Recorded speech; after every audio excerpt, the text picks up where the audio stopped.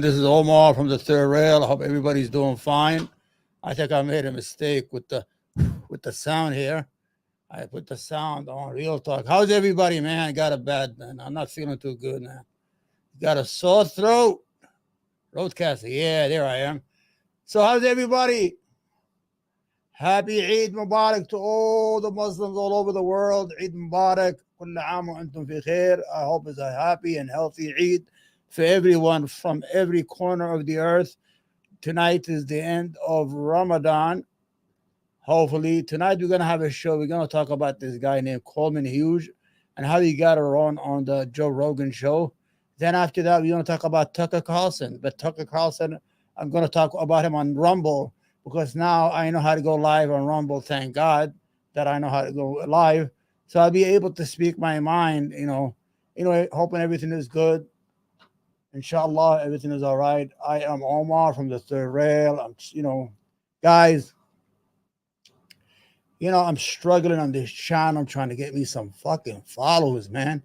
I inherited this channel, 2.9 million of fucking, I don't know what the fuck they are. The person who had this channel retired, and it was an Arabic channel, and he gave it to me. I'm trying to work through it, trying to get all these people to come and press like, press share, help me out. You guys understand what I'm saying? I know you understand what I'm saying.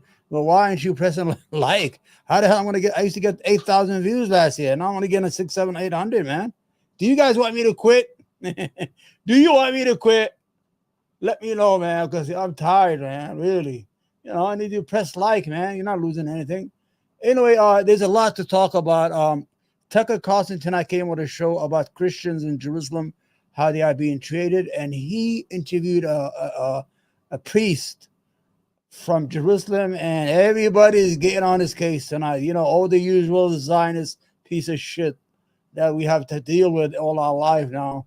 They think they own America, man. You can't speak no more. They got to get it straight, man. They just about, they are just like us. Hope no mic is working, man. Mic check, 1, 2, 3. Mic check, 1, 2, 3. Used to be a rapper, man. You want to hear it? I'm the king of rock. There is none higher. To burn my kingdom, you must use fire. These are when I was a kid growing up, man. All right, let's go to the Dropbox. Let's try to get this this thing going. All right. Where's this idiot? Where is he? Is this him? Where? When you're not prepared, you're not prepared. It's Ramadan, guys. What are we gonna do here, huh? It's Ramadan, man. All right. Boom.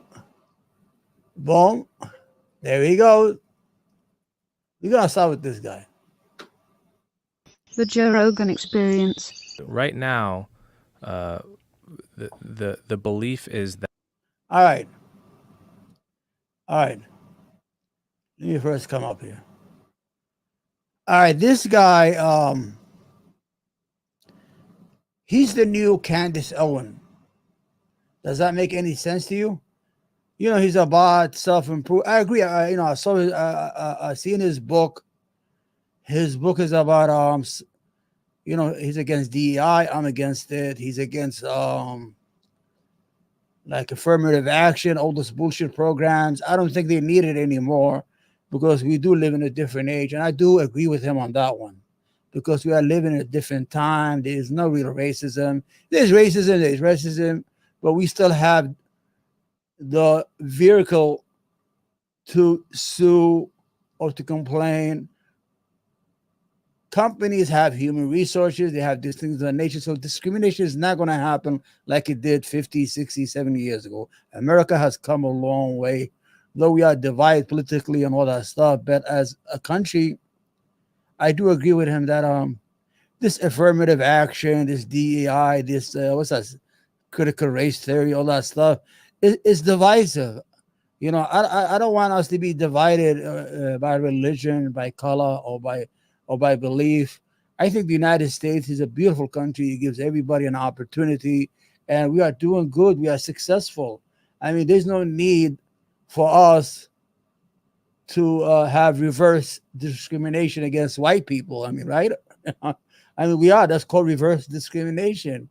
I mean, we have a quota here. We got to get 10 Asians and 10 blacks and only about 7 Caucasian whites. How about who's qualified for the job? Who went to a university, went to a college and did everything right and graduated and wanted to be a successful individual?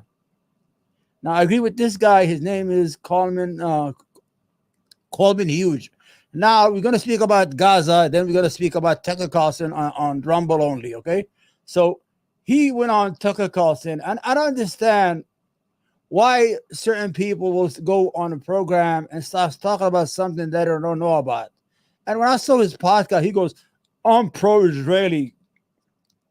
So do you know the meaning of the word when you say I am pro-Israeli? That means you're pro-occupation, you're pro-genocide, you're pro everything, illegality, stealing people's homes, killing people for no reason. You saw the videos. They're killing people like they're animals. No remorse at all, no empathy. And this guy who's here, who grew up in the United States, what do you know what's going on that you're going to put your 2 cents on it? Let's go listen to him and show you why he got it wrong. And, you know, Joe Rogan is very smart. Joe Rogan knows he was getting it wrong, but he just let him slide because, you know, he's a guest. Sometimes you just let a guest fucking, you know, say some stupid shit. All right. Let me see. Did I get it right? Okay. Nope. Don't you hear that happen? All right. We're going to watch him. We're going to listen to this brother here. Let him start. Let's say I'm going to stop and just, you know, interlude once in a while. Okay. Ready? Go. That, and I think we'll know more about this in a few years, that a few things happen all at the same time. It was a perfect storm.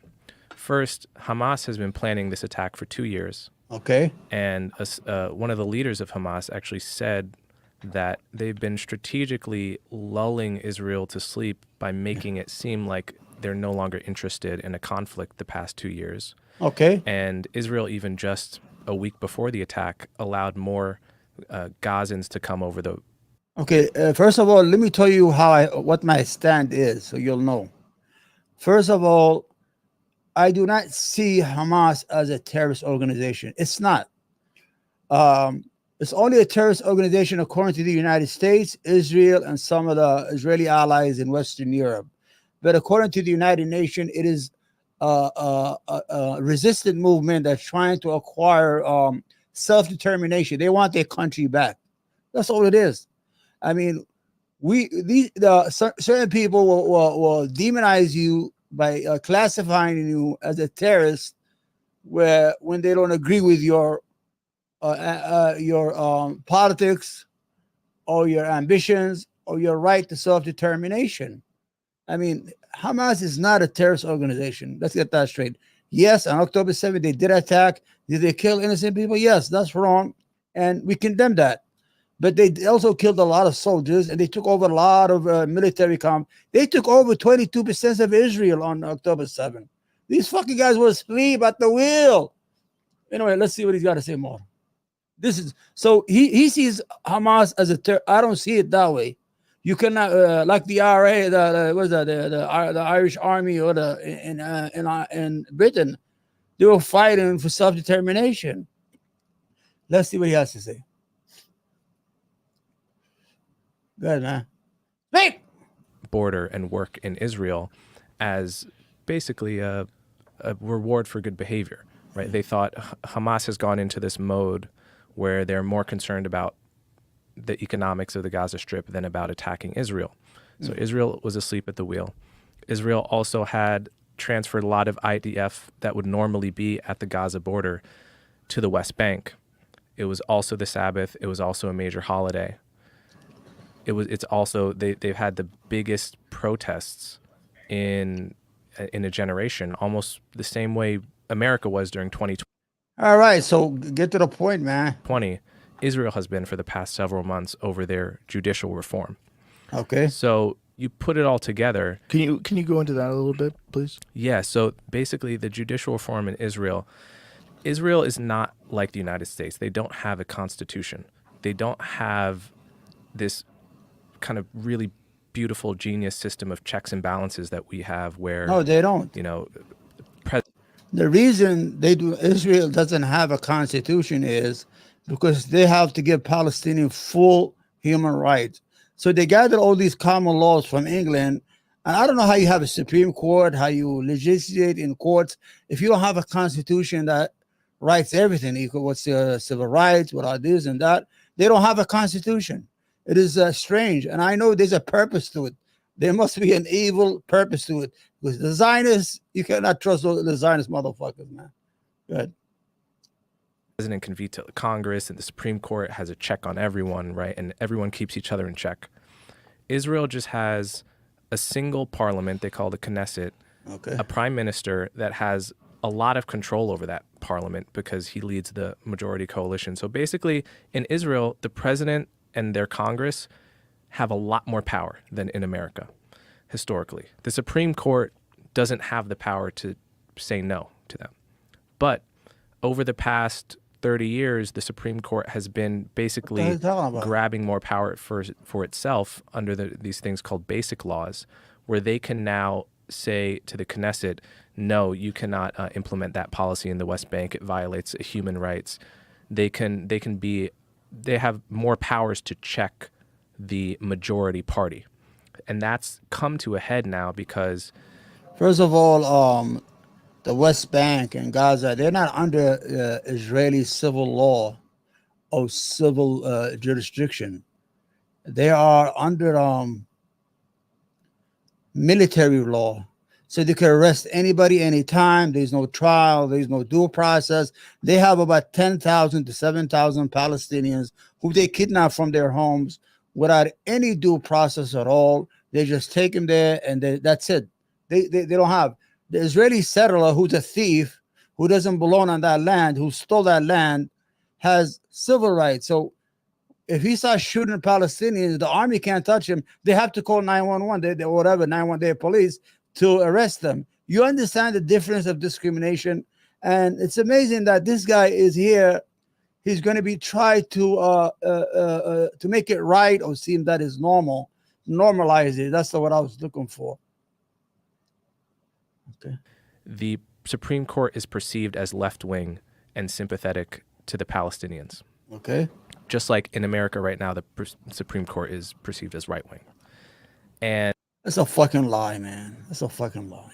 You don't sympathetic to the Palestinians? Where do you get that? The Benjamin Netanyahu is obviously Likud. He's the right-wing party, and he's gone into coalition with these ultra kind of right-wing religious... I think I got the wrong segment. And so it's come to a head where basically the right in Israel feels that the Supreme Court is just expanding its own power and is anti-democratic. And now they want to... Judicial reform is basically stripping the Supreme Court of the power it's grabbed for itself over the past 30 years. Now, the left in Israel views the Supreme Court as the only protection against human rights violations and violations of minority rights. So the left feels the Supreme Court is a great defender of Israeli human rights, and the right feels that the Supreme Court is an undemocratic institution that's been expanding its own power for 30 years and now needs to be reined in so that the majority can govern. That's torn apart the country. Okay. It's absolutely the number one issue every day, protests all over Israel. So you put all this together with Hamas backed by Iran, and you also throw in the fact that Israel and Saudi Arabia are on the verge of a peace deal, which is huge. It would be the biggest news in the Middle East in a very long time if Israel and Saudi Arabia made peace. It would basically put kind of the death nail in the coffin for Hamas because Saudi Arabia is the biggest holdout now. No, the whole idea is it's not a death nail on Hamas. It's a death nail on the Palestinian right to exist. They are trying to kill the Palestinian state. The Israeli ambition is we're going to make peace with everybody in the neighborhood. We're going to make peace with Egypt, Saudi Arabia, and we're not going to pay attention to 7 million Palestinians living under brutal occupation. How long do they think it was going to last? I mean, how long are you going to keep people in a jail-like environment, especially Gaza? Gaza is called by Israeli intelligence services or former intelligence is an open-air prison.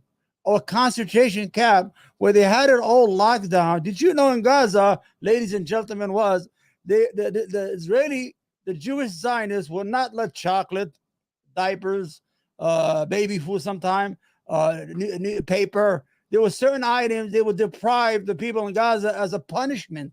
In other words, they even had the population under something called a diet. The diet is they only let certain amount of food into Gaza just to keep them not to go hungry. This is evil-minded shit. This is Nazi thinking stuff, ladies and gentlemen. This is the country that was founded on the idea that they were running away from a genocide in Europe, only to come to Palestine and kill the natives and put to work every single thing that happened to them in Europe, I guess. And it's amazing. And they're allowed to get away with it because we have the Jewish lobby here in the United States, AIPAC, where there's so much of Jewish lobbyists, and you have the Jewish billionaire who donate to these candidates. So we are compromising the United States. So because we are compromising the United States, we are able to look the other way, while the Jewish state, the Zionist state, is able to do whatever it wants against the Palestinian who are under occupation. But got translated to this idiot here. Good, Coleman. What a name. That's all. In terms of who has not made peace with Israel. All right. So Hamas, from the point of view of Hamas and Iran, they think this is a last chance. Kind of, we have to attack now, kill this deal, or we're dead forever. And they planned this thing meticulously for 2 years, intentionally lulling the Israelis to sleep. And they have brilliant success, much more success than they expected to.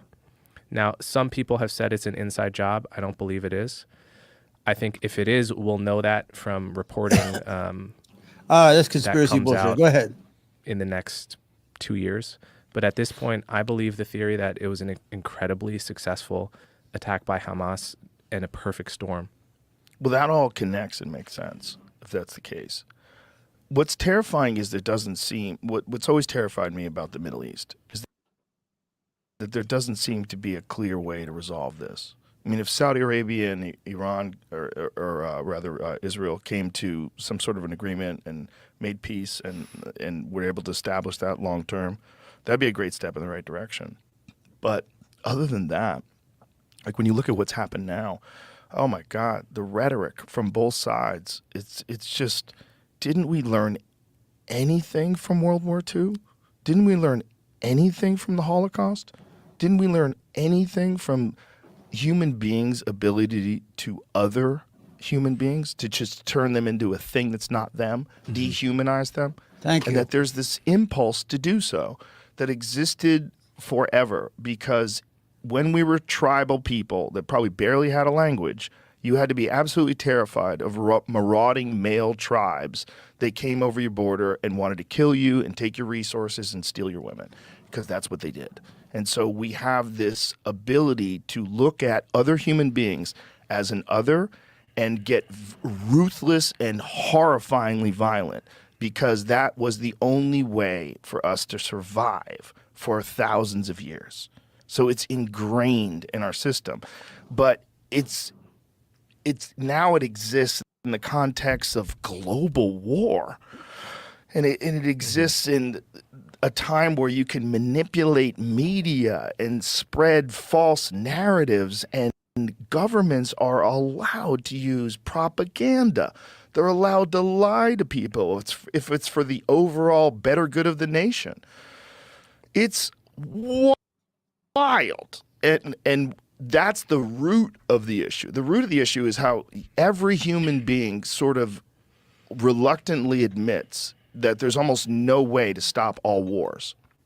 Right now, if you had a magic solution to stop all wars in the world, what would it be? It doesn't exist.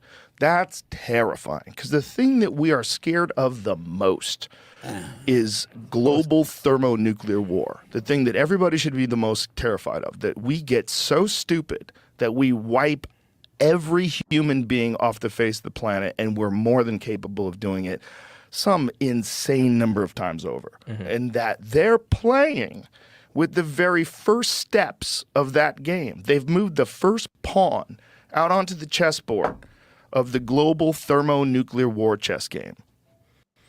That is the world. Yeah. Everybody. Yeah. Every single nation that's involved in every conflict, and all these people controlling resources over a group of gigantic people with their representative, and they're saying these people are the bad people, and they're saying you're the bad people.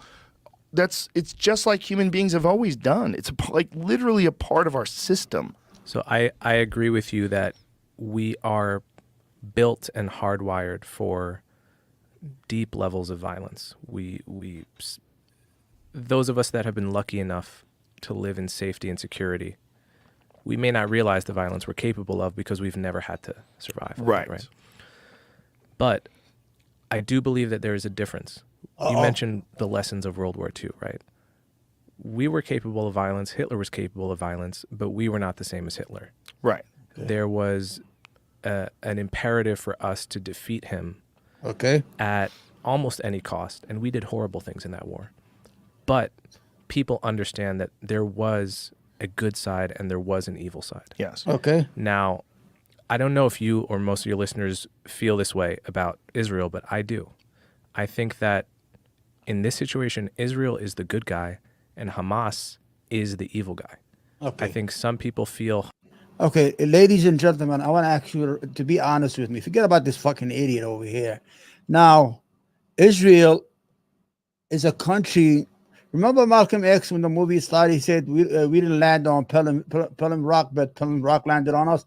Well, the Palestinians are going to say we didn't land on the European Jews, but the European Jews landed on us. So this was a country that was given away by people who do not own it, the United Nations and Britain, and given to a people that do not belong there. There are Jewish Middle Easterns who belong there. Any Jew who was born in the Middle East, he belongs in Palestine.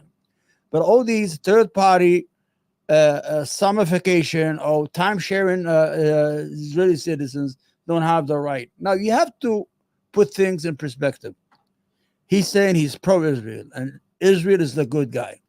Now, you have 5.5 million Palestinians in the West Bank and Gaza, and about 350,000 in East Jerusalem. According to the United States, that East Jerusalem and the West Bank and Gaza is Palestinian land and is the future home of the Palestinians. Now, how do you deal with a country that has put almost 1 million people inside the territory that's supposed to be your future homeland? And at the same time, you are taking all these land and settlements. This is not the fucking 17th century when you had Indians and you settle land. These are people who live there. So the whole idea is that he's saying, "Oh, Israel is the good guy." I think Israel is a good guy. I don't know on what criteria this fucking idiot is putting on, but I disagree with him. You know, all that. And you, as a viewer, whoever gets an opportunity, look it up. You guys, you have to study, man. You have to read. You got to go look at the Jewish philosophers and scholars. They'll tell you otherwise. They don't agree with this idiot. So the whole idea is that you have 2.3 million Palestinians in Gaza inside of a jail-like environment. You're inside this city of 350 square miles, the most densely populated area in the world. They're not allowed to leave or come in, not allowed to have family visit, not allowed to go any place. Maybe in some cases, if somebody has cancer or is dying, they will give them a pass to go to Egypt and go see a doctor. All the food, everything they eat is controlled by people outside. I'm telling you, look at it. They control the diet. They kept the diet of the Palestinian to 2,250 calories a day. This is evil fucking. This is like the what's that game? Pinky and the Brain shit thing. So let's continue.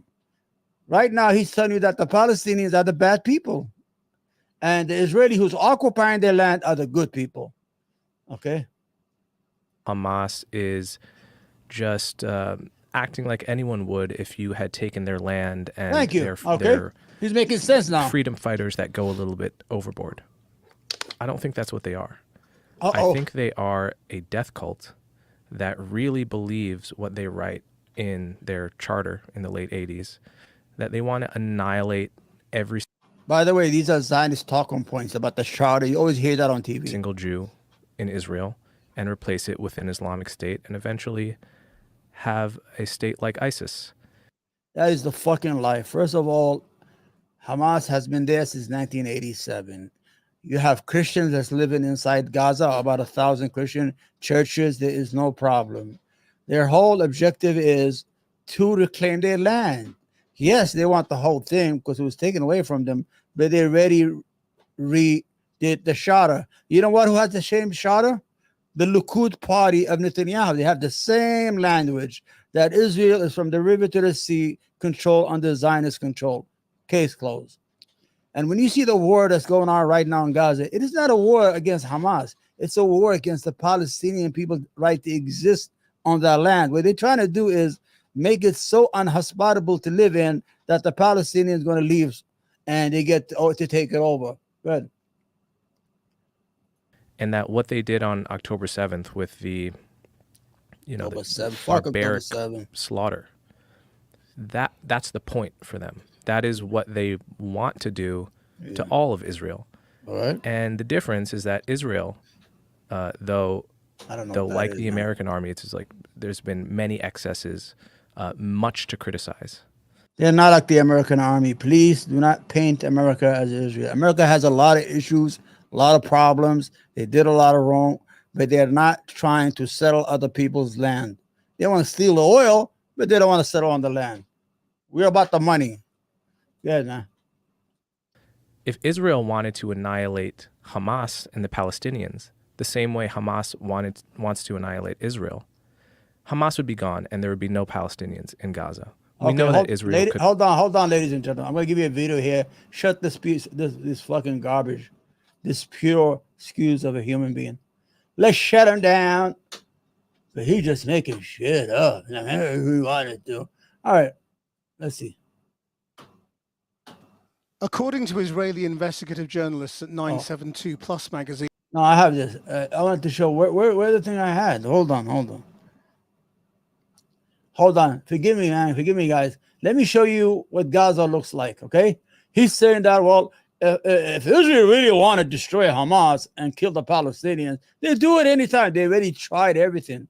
They threw every bomb they had. Bombs, all the bombs. They don't have no more bombs. That's how much they have did, so much damage. But you know what? The Palestinians are great fighters, man. They're inside those tunnels, man. They can't control the air. They can't control the land, but they could control under the land. Hold on. Hold on. Let me show you. Because I don't prepare for these things because I'm an idiot, right? All right, here you go. Is this it? I hope this is it. Right? Okay.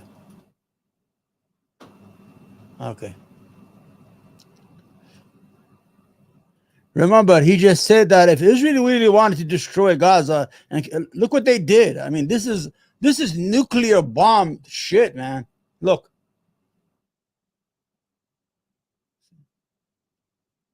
This is Gaza in the last 6 months. They have destroyed 300 churches. I'm going to give you the rundown before this idiot, they don't really want to do this. This is Gaza, man. This is the tragedy of the Zionist entity that wants to kill the Palestinians, man, for no reason. Yeah, I don't know. I'm hearing some sound. Okay. Hold on.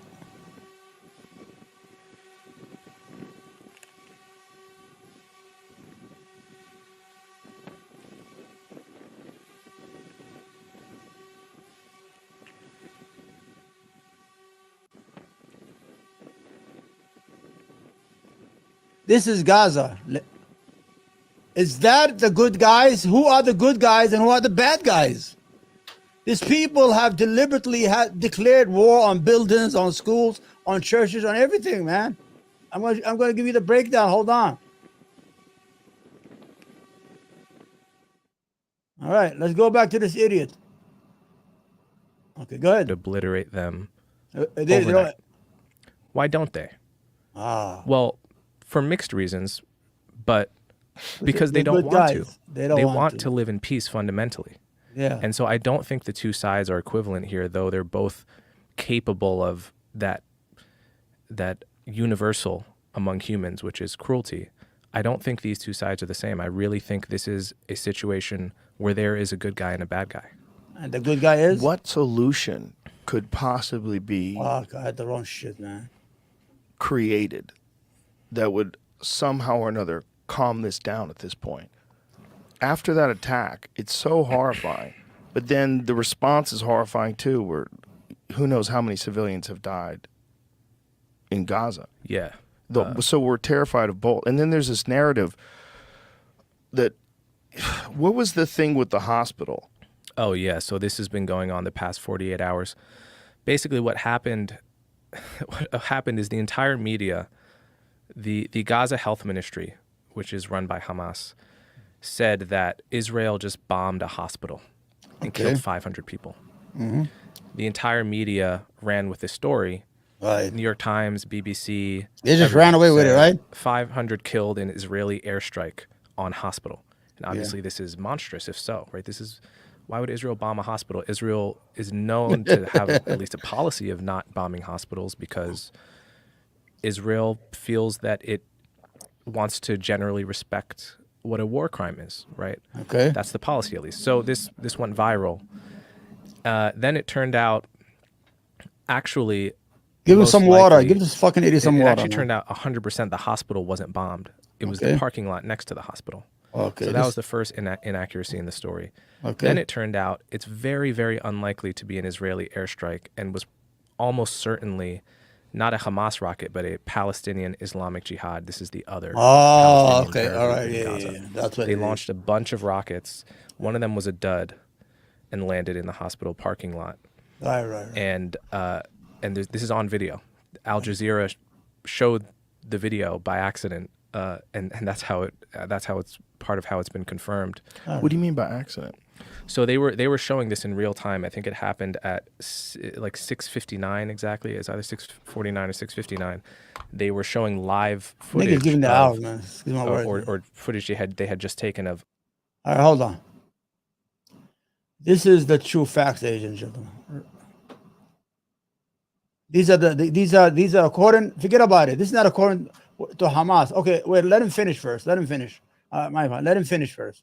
Let this idiot. He's moving his hand Bunch like of he's rockets smart. Look at this. leaving the Look at Gaza this. Strip to go to He Israel. don't know nothing. And He one doesn't of the know anything. rockets, you could see it was screwy. It Yeah, kind it of blew was up. screwy, And then you know, see the a rocket big was explosion screwy. in Gaza. Yeah. Right at that time. Turns out that's the exact time the hospital allegedly blew up. So that's how they knew it was a rocket from inside, an accidental rocket from inside Gaza, rather than the Israelis airstriking it.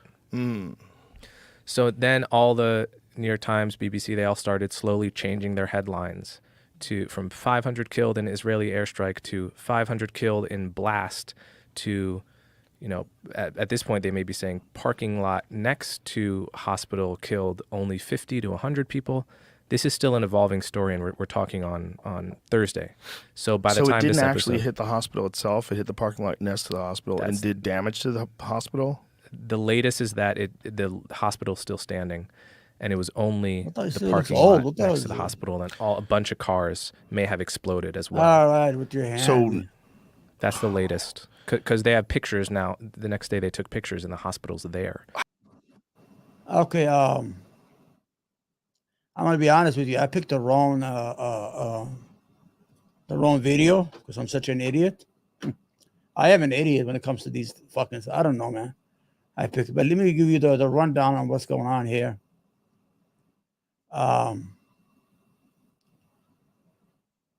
This is this guy doesn't know.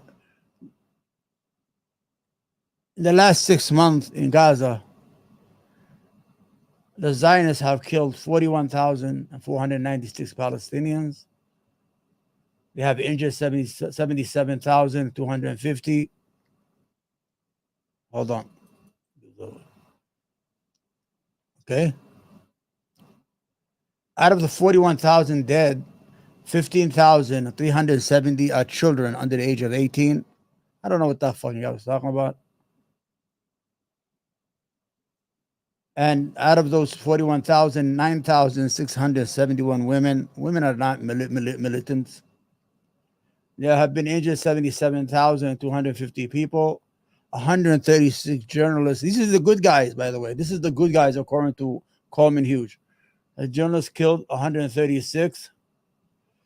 Displaced people who have been homeless because they have destroyed their homes, 2 million out of 2.3 million people. So almost everybody's homeless. Completely destroyed. 122,500 homes or buildings have been destroyed. And 269,700 are partially destroyed homes. So you figure that's almost 500,000 buildings. 177 media outlets have been destroyed. 443 schools have been damaged.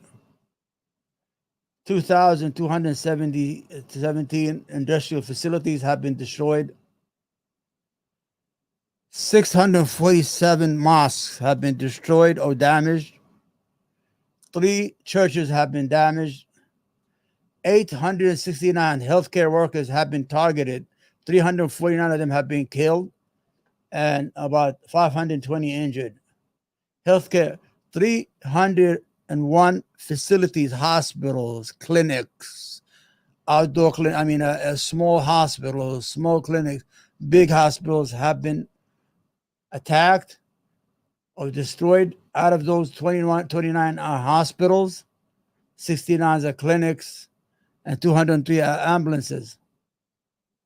Do we have more here, man? I can't. It's just civil defense workers. These are people who carry bodies, clean up the streets, and go around pick up dead people. 198 have been killed, and 3,890 Palestinians have been kidnapped. And these guys are complaining about 130 people. It is what it is, man. I mean, we could sit here and lie and make things up or make any excuses. Let's be honest, the United States is not in control of its own destiny. You understand? We have here in the United States a lobby called AIPAC. AIPAC is a lobby that works for Israel. It was first founded in 1963. It was called the American Zionist whatever Council. Then they changed it to the American Israeli Political Council. By the way, it was asked to be to register as a foreign lobby entity by John F. Kennedy, and then John F. Kennedy got his head blown off and never did. As of today, if you look at Twitter, it's unbelievable how much millions and millions of dollars are given to these people. All right, now let's go to we have another video here. This is tonight. Tucker Carlson did an interview. You could say anything you want about Tucker Carlson. Maybe you agree with him, you disagree, but he has beliefs in him. He's a Christian who believes in his religion. He believes in his faith, and you have to respect him. I'm not a Christian, but I respect people who hold on to their Christianity or hold on to their beliefs. You understand what I'm saying here? Who do not compromise their faith, because as a Muslim, and I live in a Christian country, I see America. Wait, hold on. If you wake up in the morning and decide that you're Christian, okay, hold on. Okay, he did an interview, right, with a Christian pastor from Palestine. So Tucker Carlson did a thing. Here you go. We're gonna listen to the video, then we're gonna come back and comment on it. The Tucker. Wait. Hold on. If you wake up in the morning and decide that your Christian faith requires you to support a foreign government blowing up churches and killing Christians, I think you've lost the thread. Just to end on this, if you had a message for Christian leaders in the United States, whether in government or in churches or just citizens who care about the religion and their fellow Christians, what would it be? It would be to remind them that when the state of Israel was created, it was not created on an empty land. It was created on a land that had millions of indigenous Palestinians there, including Palestinian Christians. And that state they support, that state they celebrated as a fulfillment of prophecy and a sign of God's faith to the Jewish people. For it to become a state, hundreds of thousands of Palestinians, including Palestinian Christians, were forced to leave and have never returned. Churches were closed. A friend of mine did a research and counted more than 30 churches that were closed when Israel was created because Palestinians were expelled from the land. Our numbers continue to be in decline. So we're pleading that come and listen, come and talk to us. And my message to Christian leaders right now is there is a very... After this video, I'm going to cut off and I'm going to go straight to Rumble, okay? Very brutal war taking place in Gaza, a war that I've described using the word genocide because it's a war that has used even starvation as a mean. And fellow Christians are suffering because of that war. It's time that Christian leaders recognize that wars is not the way, whether in Iraq, in Afghanistan, in Libya. I mean, when will we learn that war does not help? When will we take Jesus' words seriously about being peacemakers, about being merciful? There must be other ways. And so it would be an invitation to listen, to learn more, and to avoid very shallow and simplistic perspectives that are not based on scripture itself, but more based on political equations. And I would plea right now, and I will continue to plead that we need to stop this war in Gaza. It's killing many, many children, women, innocent lives. It has to stop. There must be other ways. And as a follower of Christ, we have to pursue the path of peace and justice, and we have to avoid simplistic polarizations, good and evil. Come and listen, come and understand what's happening. And I plead as a Christian pastor from Bethlehem, I plead that you come and listen. Father, thank you for your thoroughly decent and sensible analysis, and I hope it's heard by Christians throughout the West. I appreciate it. All right. There you have it. This is the latest show by Tucker Carlson. Tucker Carlson just came out tonight. Tucker Carlson has such a very, very sensitive subject. Let me get